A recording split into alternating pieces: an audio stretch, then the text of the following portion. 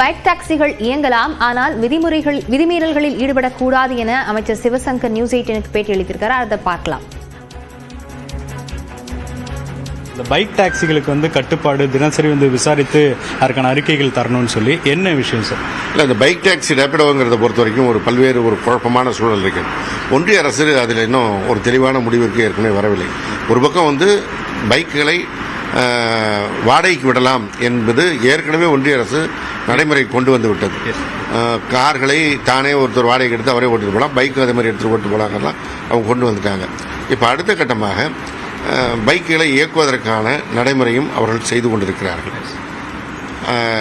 பல்வேறு தளங்களில் ஒன்றிய அரசு மாநில அரசுகளுடைய உரிமைகளில் உள்ளே நுழைந்து செயல்படுவது என்பது நாம் அறிந்த விஷயம்.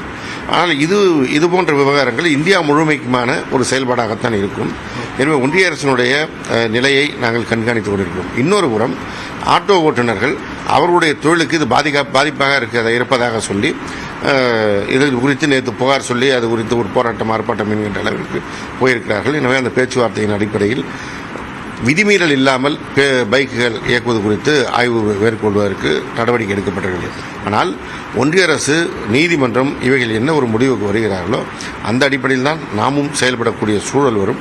எனவே அதை எதிர்நோக்கி அடுத்த கட்டம் நகர்வோம். பைக் டாக்ஸி ஓட்டலாமா, பொதுமக்கள் அதை பயன்படுத்தலாமா, அதே மாதிரி போர்ட்டர் மாதிரி இப்போ நிறைய சரக்குகள் கூட அதை ஏற்றி இறக்குறாங்க. ஸோ அப்படி இருக்கும் பொழுது அதுக்கும் தடை இருக்கா? அது தடை இல்லாமல் பார்க்குறாங்க. இல்லை, அதாவது தமிழ்நாட்டை பொறுத்தவரை பல்வேறு விஷயங்களில் நாம் ஒரு தனித்துவமாக இருந்தாலும் சில நேரங்கள் மக்கள் பயன்பாட்டிற்கு என்ன தேவை இருக்கிறதோ அதை ஒட்டியும் செல்ல வேண்டியிருக்கிறது. இப்போ ஆம்னி பேருந்துகளை எடுத்துக்கொண்டால் இந்தியா முழுவதும் இருக்கின்ற ஒரே நடைமுறை தான் நாம் செயல்படுத்துகின்றோம்.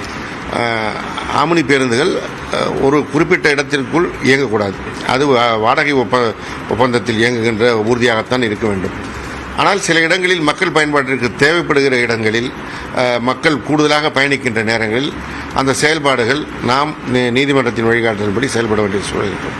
எனவே இதையும் நீதிமன்றங்கள் என்ன எதிர்காலத்தில் வழிகாட்டுகிறதோ அந்தபடி செயல்பட முடியும். இப்போதைக்கு இயங்குகின்ற ஊர்திகள் இயங்கலாம். விதிமீறல்கள் இருக்கக்கூடாது என்பதுதான் அதில் முக்கியமானது.